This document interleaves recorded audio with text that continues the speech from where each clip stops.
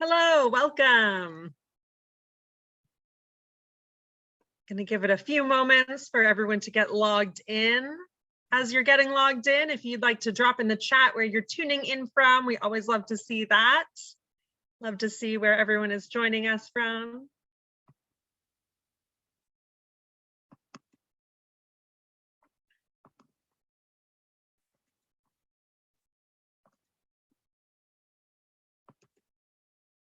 People are shy today, but that's all right. If you'd like to drop in the chat where you're tuning in from, oh, Georgia, San Diego, wonderful. Erin's here from Seattle. Hi, Erin. Arizona, Wisconsin. Oh, wonderful. All over. Love that. Susan from Portland. Hello. Oh, Pennsylvania, Bellingham, Chicago. Awesome. Wonderful.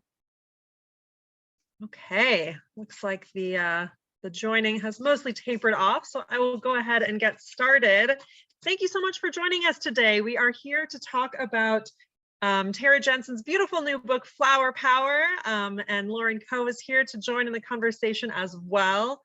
Oh, some more people are dropping their locations. We've got Ballard, we've got Brooklyn, we've got Coeur d'Alene, Idaho. Wonderful. I'm sorry, I always forget to introduce myself. I'm Zoe Friesen. I'm the events manager here at Book Larder. Book Larder, if you are not familiar with us, we are a community cookbook store here in beautiful Seattle, Washington. We sell 100% cookbooks and food writing, so that's what we are all about here.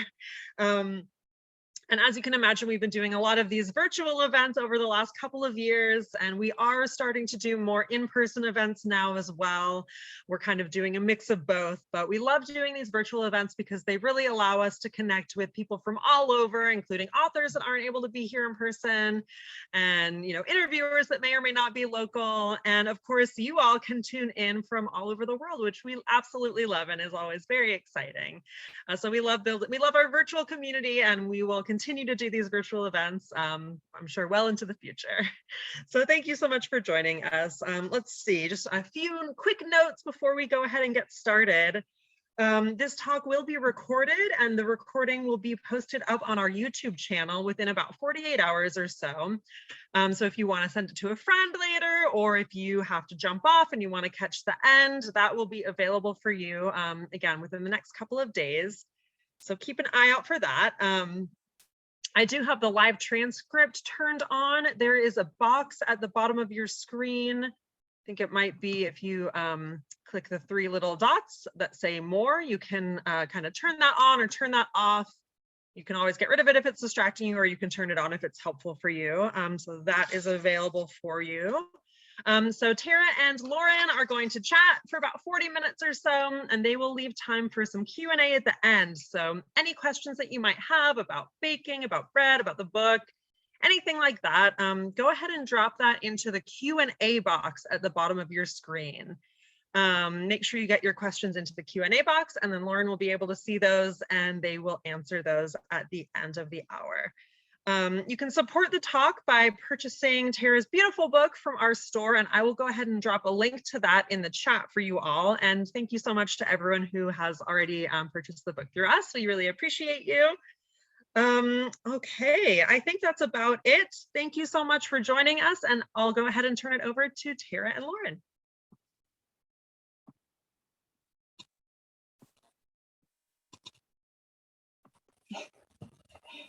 Hello.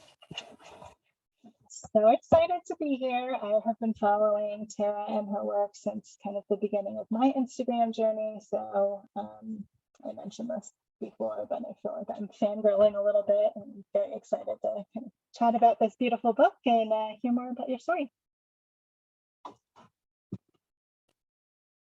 I know. I can't hear you. I don't know if anybody else can.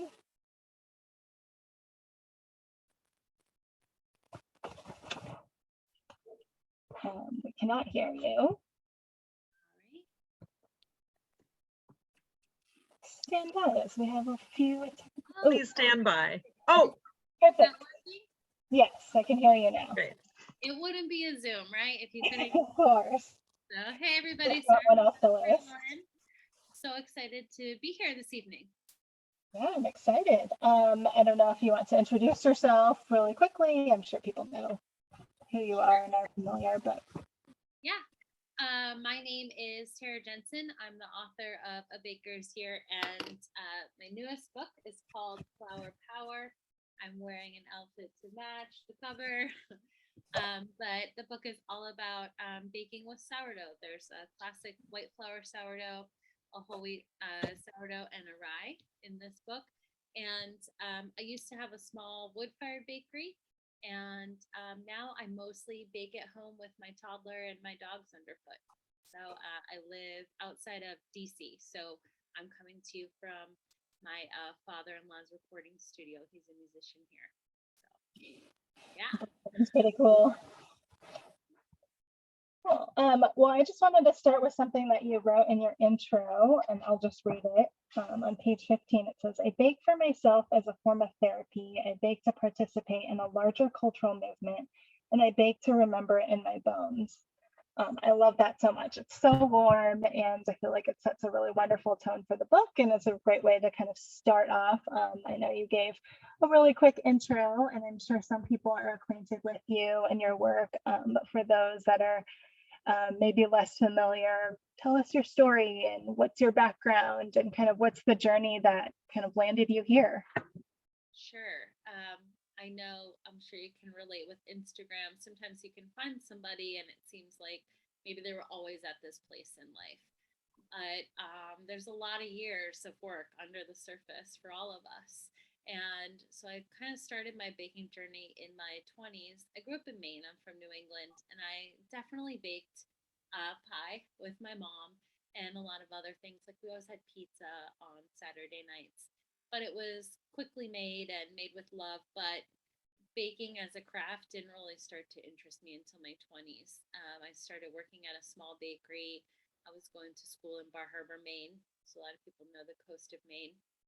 And I walked into this bakery and there was just all these really cool, like tattooed women, and like there was like Patti Smith on the radio, and I just wanted to be in that space as a young woman.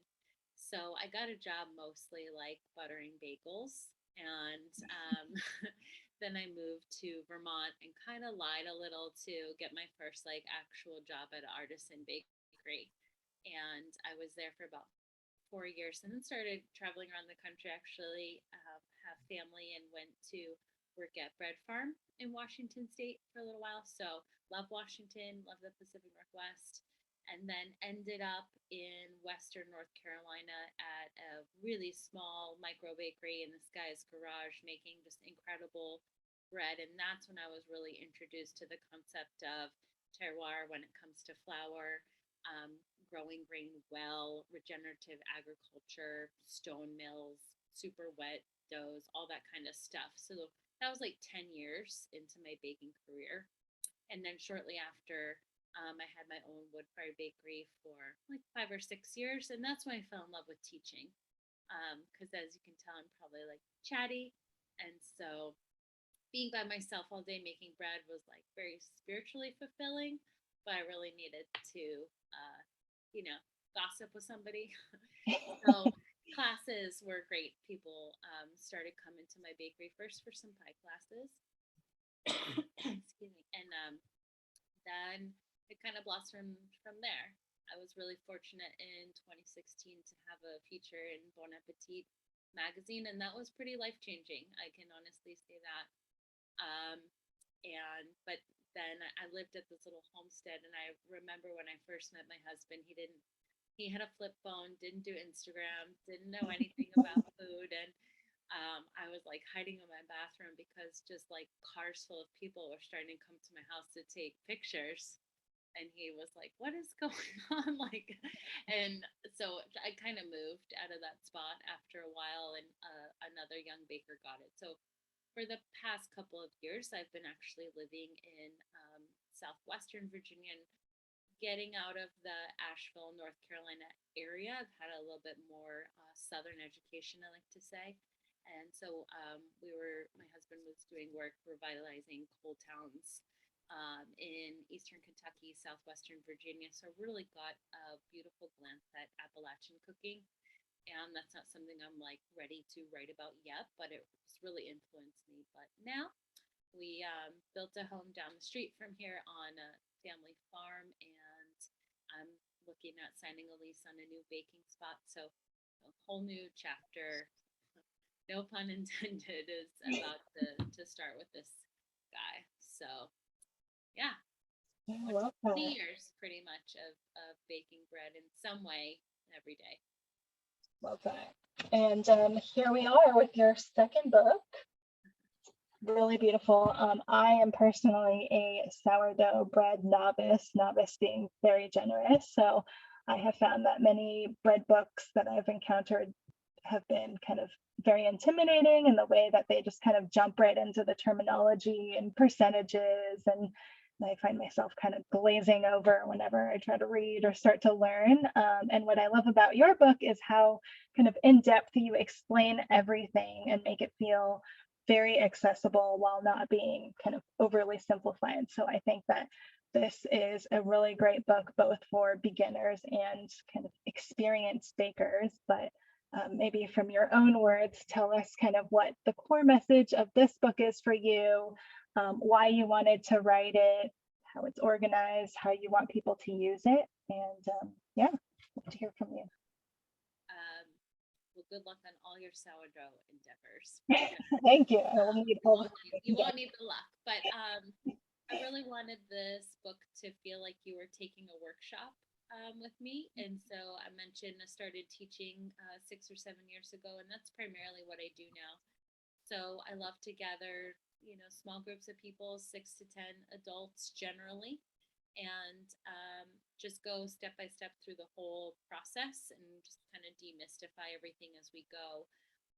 Because I think sourdough is one of those things that can get overcomplicated, and to me, it really needs to begin with a physical practice. And so that's something I feel really strongly about, is just people physically putting themselves through the repetitive motions over and over.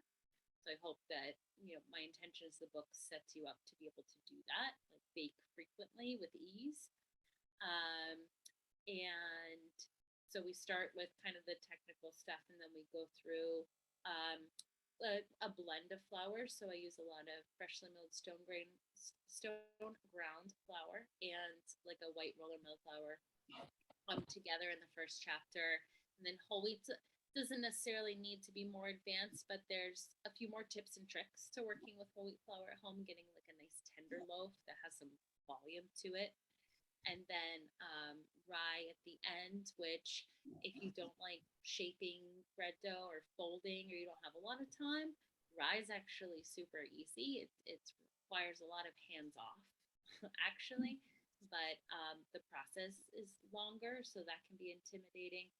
So we have rye as sort of the challenge breads at the end, and then extra credit, assuming we've gone through our levels of advancement. And then what the extra credit chapter is just what to do with all that sourdough discard, because I know that when you're starting a sourdough starter at home, like I just started one today.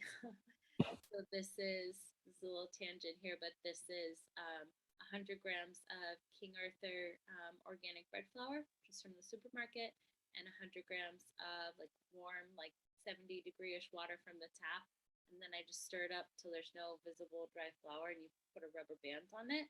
So tomorrow I'm going to post on Instagram, my account's Baker Hands if you don't follow, and then I'll see kind of how much it's grown. So for the first week, I'll kind of keep track of this.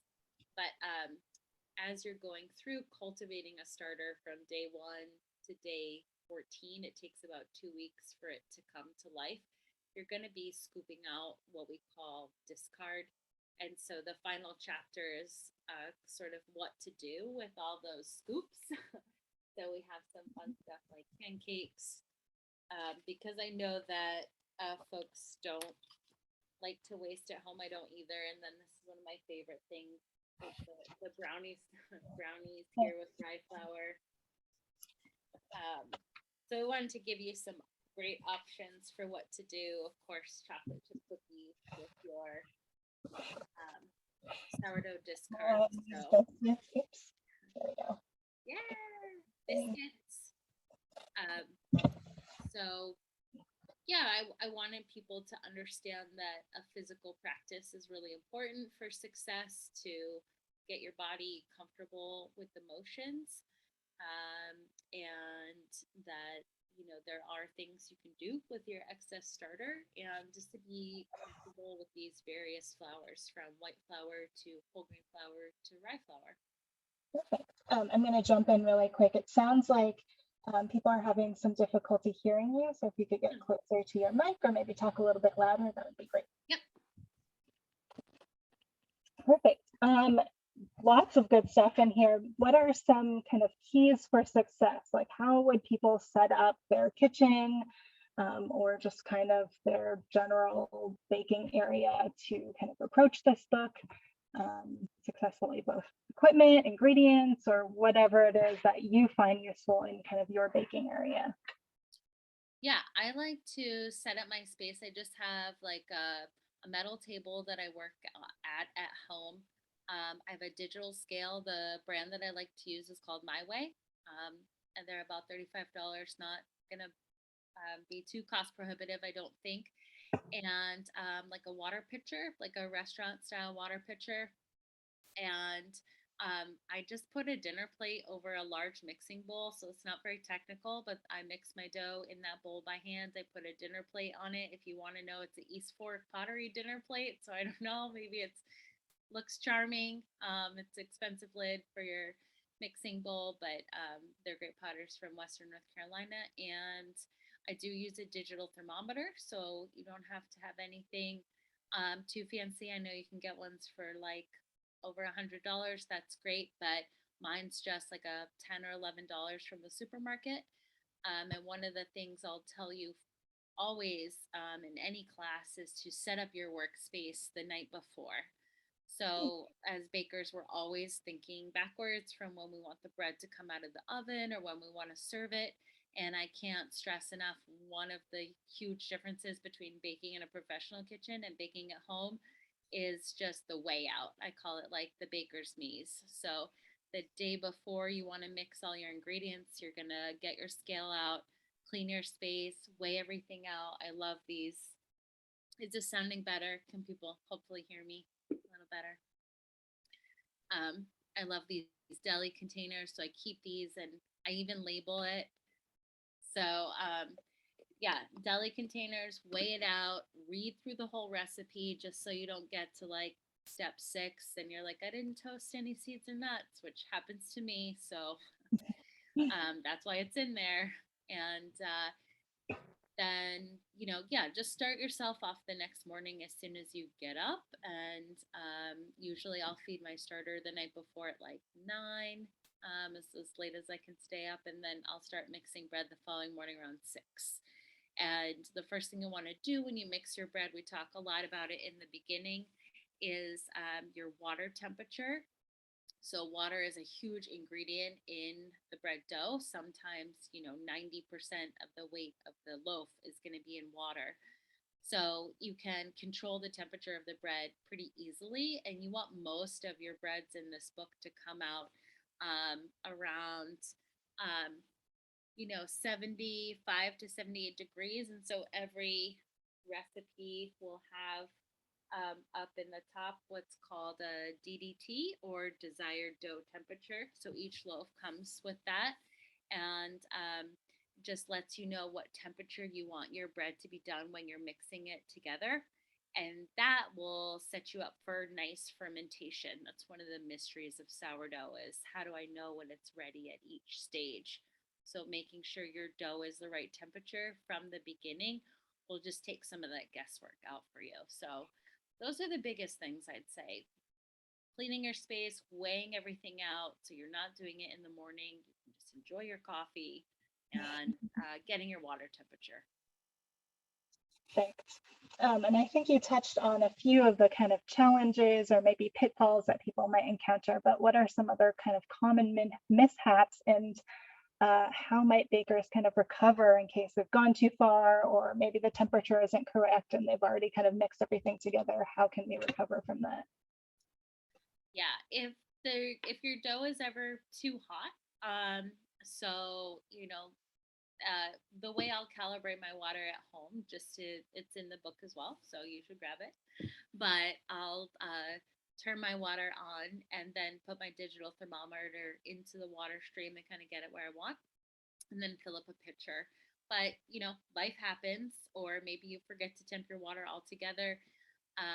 If your dough's too warm, you can pop it in the fridge, for 5 or 10 minutes. I tend to discourage that, but you can do it if it's extremely hot, just because I'm prone to forgetting about stuff that goes into the fridge. So I generally say put it in a warm, a cool location. So for me, that's like we have a cool area by our front door, so I'll kind of stick it there.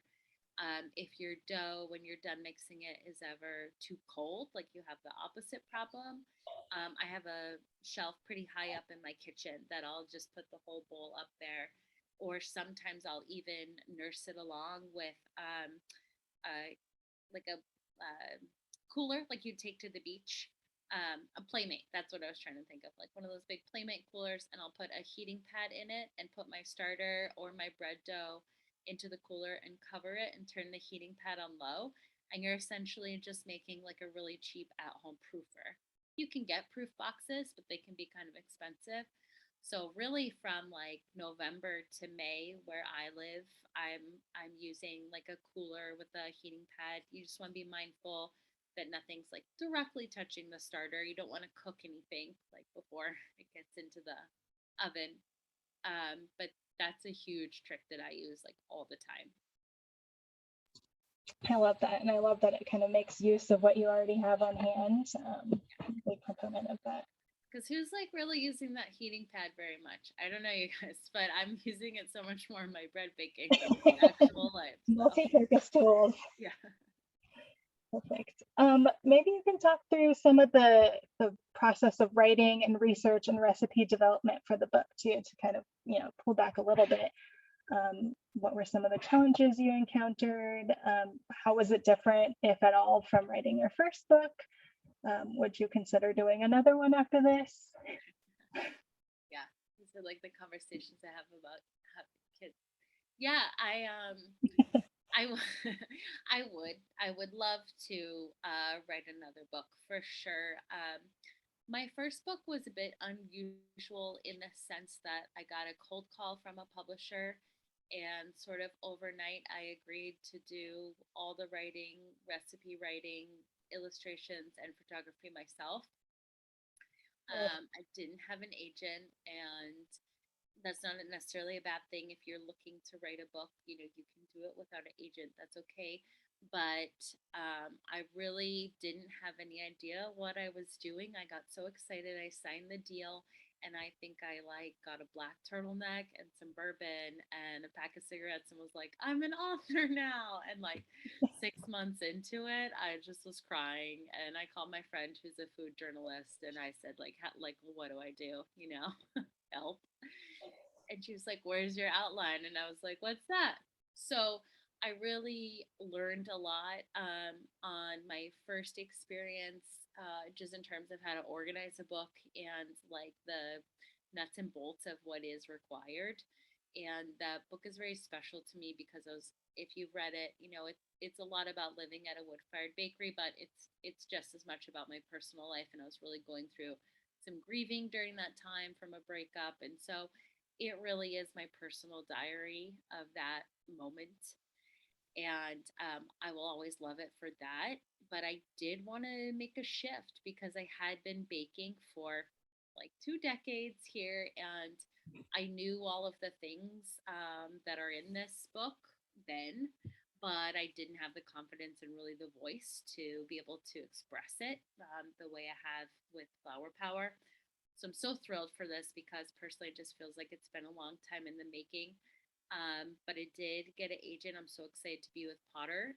Now I had a great editor, Raquel, and this was just a completely different process in the sense that there was just a ton of support, lot of people involved. And, you know, I'm sure you're a creative person as well. I don't know how you feel, but I had a shift where I realized, you know, this was going to go so much further when I allowed parts of the creative process to be done by others. And Mm. my job was really to write the best recipe for you as readers that I could write for each loaf of bread. And that was a constraint, but also helped me, I think, really deliver like what's needed as a teacher and an author. So really different experiences. Happy with both. Love to do a third. You know. Cool. Yeah. Wow. Writing and photographing and illustrating seems really daunting, but this book is really lovely. I think your voice does definitely come through as really warm and inviting and instructive and approachable. The photos are really beautiful, but you just want to pull up some of these like illustrations that are so friendly and so fun. And I'm just realizing the head is a bread. It's just perfect. I love that. This is a personal note, but there's this. I think this is very telling of like me, where in the beginning there's this lovely, beautiful like illustration of like me with my daughter in our kitchen and everything. Oh, But perfect. then this, this is actually my author photo. This like nerdy bread lady, so with wine. I So love it. that And made me chuckle. And there's so many different ways to learn. Some people are visual, some people learn by reading, some people need kind of the step by step. And I feel like you really cover all the bases in here. It's really fun. Yeah, we tried to include some really nice step-by-step photos because it is actually a challenge to write like what to do with all of your fingers while you're folding bread dough.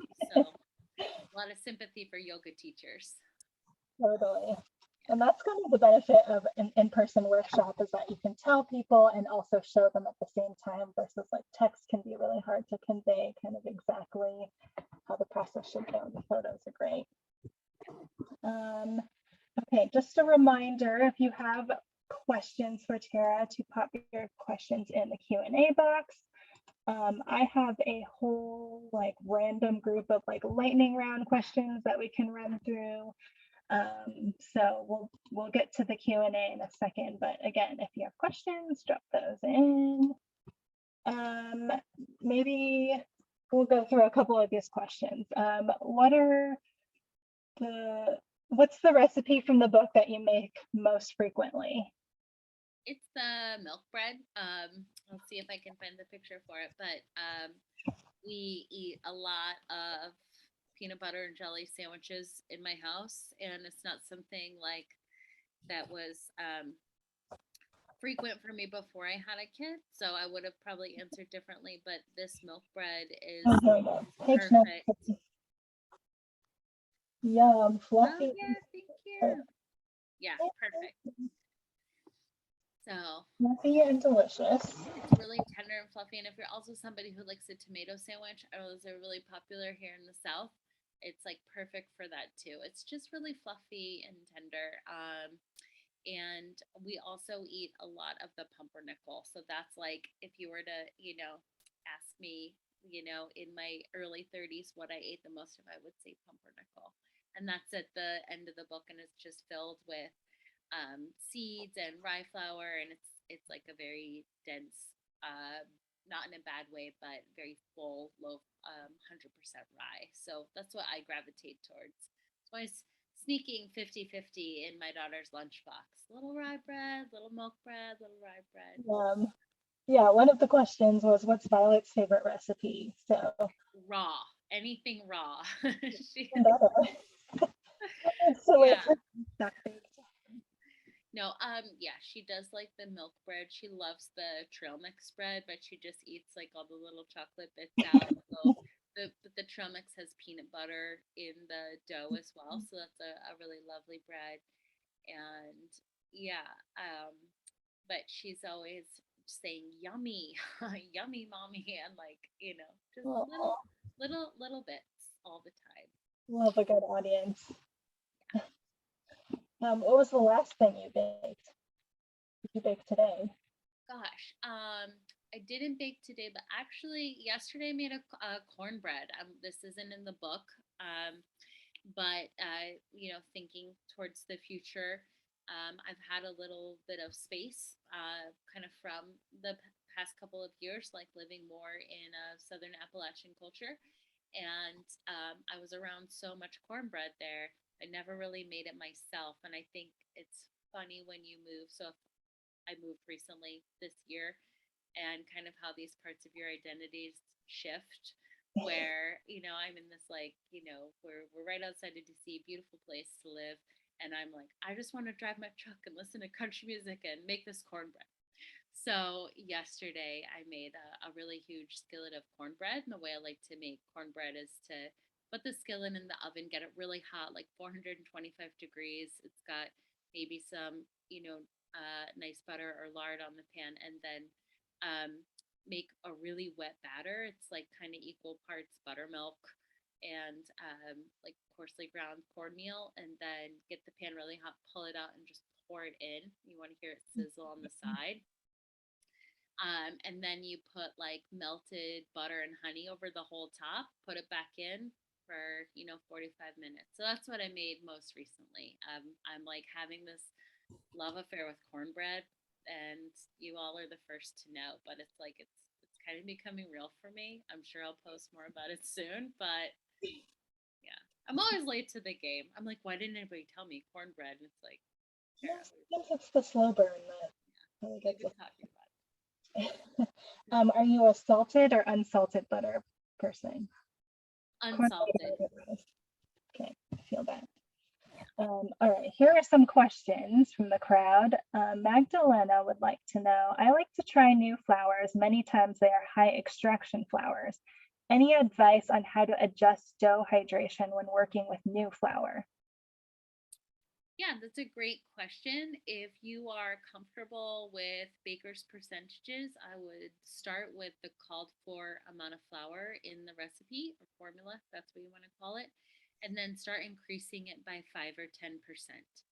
So always start with what is recommended, because you can always add more, but you can't take it out. So, and then if you have enough confidence, you can kind of drizzle it in to where it feels like a nice malleable dough. Like, as long as the dough doesn't feel seized up and it doesn't feel like soup, you want to be right in the middle. So 5 to 10%, up to 20% increments, above what the recipe calls for. And every flour is really different, so you do have to go by feel, which is why practice just really helps, because you'll have some baseline, or you'll have some control that your hands can know, like how much more to add. Emma wants to know, do you mill your own flour at home? Why or why not? Yeah, I do. I have a Como mill and a mock mill, and I mill between like 5 and 10% of the flour from my breads at home.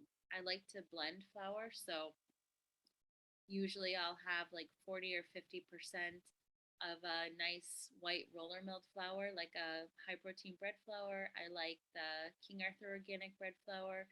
I like Central Millings. I believe it's called High Mountain high gluten bread flour.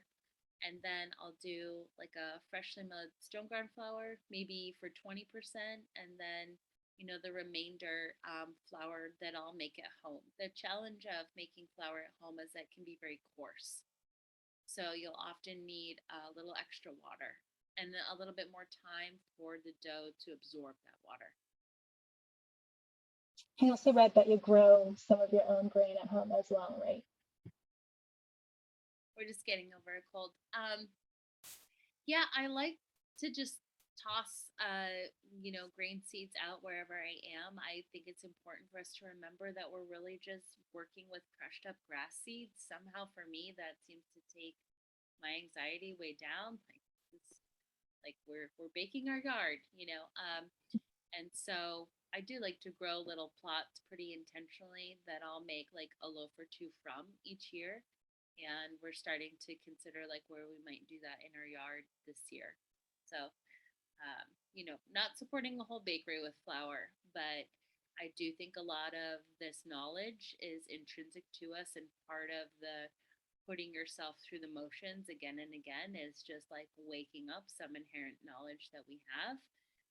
And I'm a really visual person, so just getting to see the grain just makes it feel less intimidating to me. I'm like, oh, I know this, and it just helps me enjoy the whole process. Definitely. Okay, Caroline would like to know what kind of oven you have at home and if you've had to make any adjustments for using a home oven. I wrote all of the recipes in this book with a home oven in mind. So everything is written with times and temperatures that were tested in several different home ovens. So should be good there.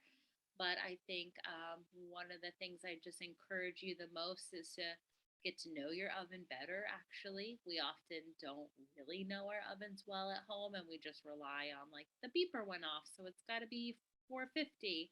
So I use a infrared thermometer, and I'll often I encourage you to bake your bread inside of some vessel, like a Dutch pot or something like that, inside the oven to trap the steam that's going to come off of the bread naturally.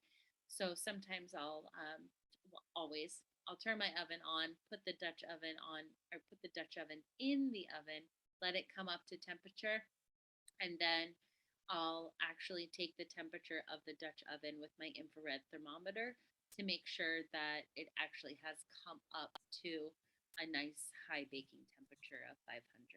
So that's a little trick, because ovens are fickle, and home ovens, every time you open the door, you're losing a little bit of heat, which is also why it's great to bake your bread inside of a vessel inside of that chamber. Mhm. Okay, a couple other temperature questions. So the desired temperature is when you are finished with stretch and folds and the dough will rest to complete bulk fermentation. I think earlier when we talked about the temperature and the recipes. Yeah, great question. So, your desired dough temperature, or what we'll call a DDT, is the temperature of your dough right when you're done mixing. So, whether it's when you're done mixing by hand, or if you choose to make some of these breads in like a KitchenAid stand mixer, which you totally can, it's the temperature when it stops mixing in the bowl. So, it's before kind of anything else happens. So, hopefully, that will clears that up for you. And then any tips for extended room temperature fermentation, 24 to 72 hours? I might need a little bit more context for that question, but like I'm guessing maybe you don't have refrigeration, which is like I had a bakery and we didn't really have a walk-in to speak of. So if you're trying to make like a long fermented bread, but you don't have access to um, like a cooler or a fridge, you can lower that DDT. So you can probably actually use cooler water and just draw out the whole process. You don't want to go too cold with your water because at some point that's going, you want the wild yeast and lactic acid bacteria in your starter to grow and thrive and reproduce within your bread dough. So you don't want it to be too cold, but you could lower the temperature to extend the process without using refrigeration would be something that's what I would do and did do. Emily says, I have proudly baked a lot of very okay, slightly flat sourdough. I'm picking up your book tomorrow, but sneak question, how can I tell if it's overproofed or underproofed? Right. So the poke test is the official term that we'll use. And you've gone all the way through shaping your bread. It's in the pan or the basket. And part of what you're doing when you're proofing bread, you're gauging for two things. You want to see that the loaf is relaxed from any tension that you've introduced during shaping. And you want to feel that the center of it has loosened and filled with air. It should feel like a pillow. So those are the two things you're looking for. It should feel pillowy and it should feel relaxed. And then from that point, you can either, put it in the fridge to chill it and kind of draw out more flavor and bake it the next day or within a couple hours, or you could bake it right then. So kind of like Goldilocks and the Three Bears, you've got underproofed, correctly proofed, and fully proofed. You'll see me say in this book and other places that I think bakers, myself included, kind of chronically underproof our bread. I think that we're really nervous when we're baking alone at home, especially these recipes that take a couple days. You're like, okay, come on, 3 more hours. And, you're poking it and you just want to like get your bread to the potluck or whatever. So I actually encourage people to just try and overproof a loaf of bread in their home kitchen to see how far you can really take it. And I've learned a lot. Like I started making brioche this past year, and it can go 12 hours in my kitchen. So that really helped me restructure just knowing my own environment, how long it really takes for a loaf to deflate. So that's what I mean when overproofed. I don't mean it has bubbles on it or it's doubles in size. I mean you press on it and it kind of collapses. So you don't have to throw that loaf away that you've overproofed. You can just like oil a sheet pan, turn it out, spread it out, dimple it, olive oil, salt, and pepper. People will ask you for the recipe. So don't worry, you're not going to lose the loaf of bread. But I think most folks underproof at home. So underproofing, the opposite side of the spectrum, is just when you haven't given the loaf enough time. It hasn't relaxed from the tension that you've introduced during the shaping. There hasn't been another wave of gas production, so it's going to be really dense when you cut it. It's going to rip on the outside or maybe have like a blowout. Your scores are generally going to tear. This is all sounding really awful too. Like, what's going to happen to your underproof loaf of bread? But you can still eat it. One of the characteristics you'll see if you've underproofed a loaf of bread is what we call the flying crust. So if you cut your loaf, you'll see like, or we call it the baker's cave. There's like a little hole in the top from the bottom of the bread to the top of the crust. And that just means that there's still just so much gas and energy still in that loaf. It gets trapped in the top. And what you want to see is a loaf that blossoms nicely onto the hearth. It's not too tight. It doesn't have a football shape, but it's not flat like a pancake. It should have a nice kind of slope to the side. You want your scores to open nicely and have a little bit of an ear to them. Just lift away ever so slightly from the top of the loaf. And I like to see a bit of color on my bread. That's a different topic. But all these things have to do with the proofing. But the key thing to remember is that when you're proofing, I'm going to just go back because I'm great at tangents, but the poke test. So you've got underproofed, correctly proofed, and overproofed. The poke test, you're going to go just literally jab your loaf of bread. And if it bounces, the surface of the bread bounces back to meet you, it's underproof. So it's still really tight, right? You're like pushing on it and it bounces back. Tension is still there. So underproofed. If you press on it and it holds the imprint of your finger and then slowly rises back to meet you, then you're in the zone. You can chill it in the fridge or you can bake it then. And if you press in on it and you hear gas coming out, it starts to deflate, then you're in the overproofed zone. And this is a spectrum. So you're not going to, it's not going to go from underproofed to correctly proofed in 5 minutes. It's more like 20, 30, 40 minutes. That's when these changes are slow. But yeah, sorry. I feel like I could talk about bread all night long. So I think I probably answered the question, but proofing has to relate to shaping. And so I just can't encourage folks enough. If you're discouraged with loaves that are low in volume, like you're not getting the rise that you want and your scores aren't opening properly, I encourage you to just take a look at your shaping as well, because oftentimes if you're not putting enough tension on the loaf when you shape it, there's nothing really there for you to gauge when you do the poke test. And I feel like this is all sounding really scary and I'm like using my teacher voice, but it's not rocket science. You got it. Yeah, I think this is great. And so much of this, I think, is practice too, which leads me back to one of the quotes or something that I bookmarked in your book where you say, be cool with failing. The perfect bread really only happens once in a while. The rest is practice. Sometimes, even when you did everything right, your starter is going to be sluggish or your bread isn't going to rise properly. As bakers, we can attempt to control the outcome to our advantage, but part of the excitement is the relationship between you and your dough. Do yourself a favor and let go of expectations. And I think that kind of sums it up really perfectly that, with experience and practice and doing, you'll kind of get the hang of it. But in the meantime, it's not all lost. Yeah, you just gotta hang in there. Totally. Another question, kind of going back to that, can you reshape and re-rise a loaf that was overproofed? I know that if you use some commercial yeast, you can. I personally don't know with sourdough. Um, I really love the modernist bread books, and I believe that they show in there that that's possible with a yeasted bread, but haven't tried it with a loaf of sourdough. Okay. Some flour questions. What's your favorite flour for bread outside the usual suspects that you mentioned, King Arthur and Central Milling? And also, do you ever use other flours, particularly gluten-free flours like buckwheat, teff, sorghum, etc.?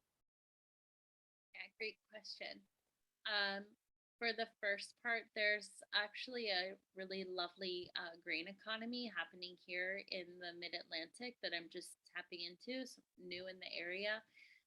So you've probably heard me talk about some of the flours I used in my bakery, but Carolina Ground in Hendersonville, North Carolina is a wonderful flour mill.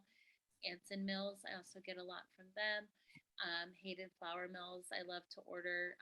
They have a beautiful flour I love for pastry pie crust. I keep feel like I'm winking at Lauren every time I say pie crust, but the it's called Sonora, and it's just a beautiful pastry flour in general. And here I'm starting to get to know some farms in Pennsylvania and some farms in Maryland that are growing beautiful grain. There's a wonderful bakery in DC called Selu, which is all 100% whole grain bakery. They have a new American stone mill. I know you can purchase flour at the bakery. And where I've been mostly getting flour, we're really fortunate to just have a wonderful place called the Hamilton Mercantile down the street from my house. And I'm getting it's Deep Roots Milling. It's a couple of young millers who took over an old water wheel mill. So you often kind of see those making flour in a historical reenactment way. You'll see the water mill and it'll say mill, and you stop in. It's generally a pretty coarse whole wheat flour or a pancake or biscuit mix. But these young folks have taken over the mill and they're doing really innovative stuff. So I get rye flour from them and buckwheat flour and cornmeal. And to answer the other question, I'm really falling in love with corn and cornmeal and also oat flour. I'm heavily influenced by my friend Mary Denham. She's a psychedelic pastry chef in San Francisco. She's got a pop up called Bloom's End. And this summer, we were making graham crackers together for a little s'mores get together.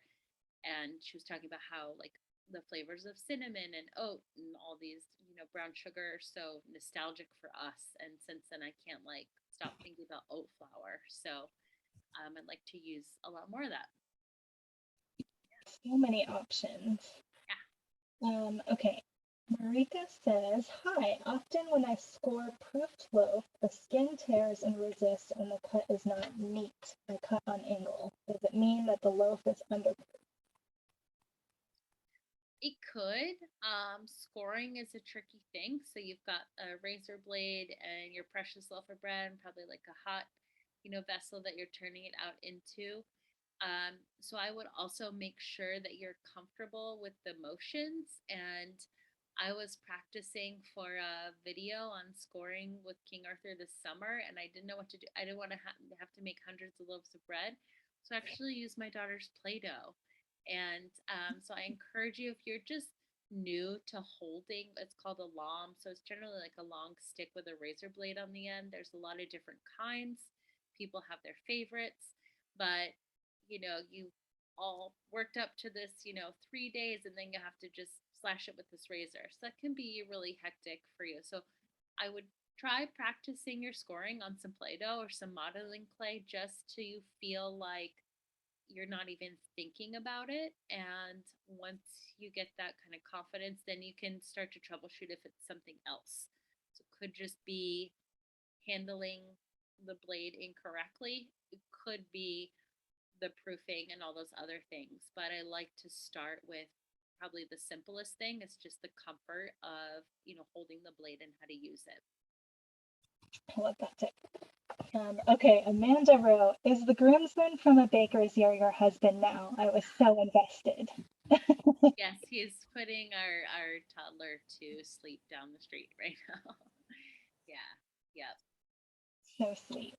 And then I guess just to close things out, I know you talk about some of your baking idols and mentors. Maybe you can talk about some of them and what you've learned from them and, something along those lines. Yeah, Admire other bakers that people can also look into. yeah, I think I've had 2 or 3 very sort of specific, I call it like baking parents, these different bakeries or bakers that I work for that really made an impression on me. And a lot of times when I'm like developing recipes for the book, I'm actually like thinking of them, and I'm thinking of talking to them in my head. So you'll see, I think there's a potato bread in here. That's one of my favorites in the whole book, and it's dedicated to those folks who hired me at my first real bakery job. And Randy and Eliza in Middlesex, Vermont at Red Hen Baking. It's in here somewhere. But, a lot of these breads are dedicated to folks who have helped me get here. And then, of course, Jennifer Lapidus, who runs Carolina Ground Flour Mill, she was a huge mentor of mine. And then Dave Bauer, who runs Farm and Sparrow, which is now a granary. It was a bakery, but now it's a granary that specializes in landrace grains. And I think something I took from each of them in their own way was that it's okay for things to grow and change.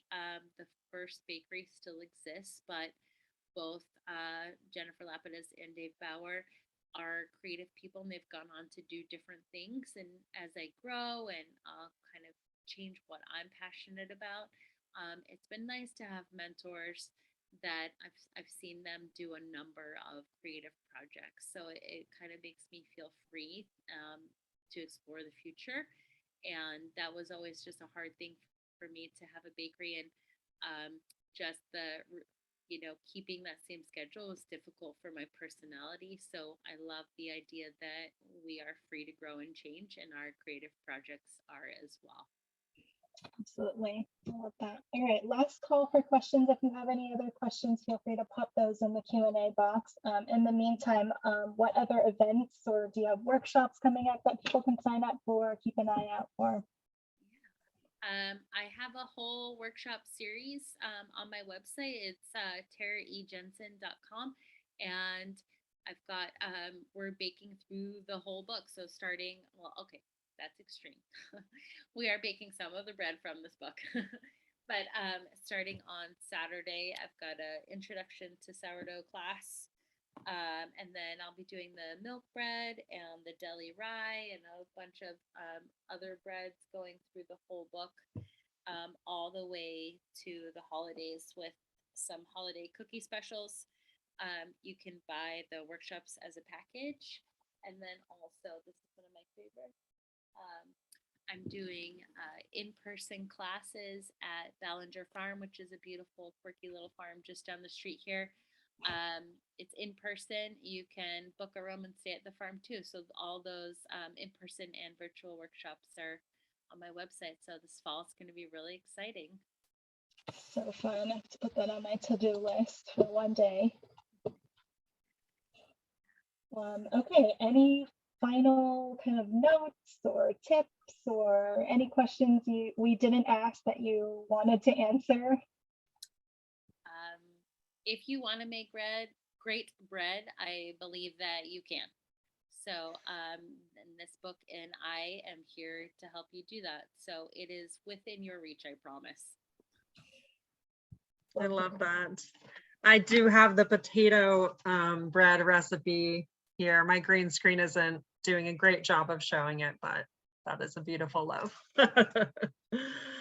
Well, congratulations on the book, Tara. It is such a lovely book. The tone is incredibly warm and friendly, just like you are. It's a very, very welcoming book for all us anxious bread bakers out there. So thank you so, yes, thank you so much for being here today. And Lauren, thank you so much for hosting as well. We've had such fun listening to both of you. So thank you so much for being here. And yeah, congrats on the book. Good luck with the rest of the rollout. And I can't wait to hear more about everyone's bread baking adventures out there. Thank you so much for having me. Thanks, you too. Bye.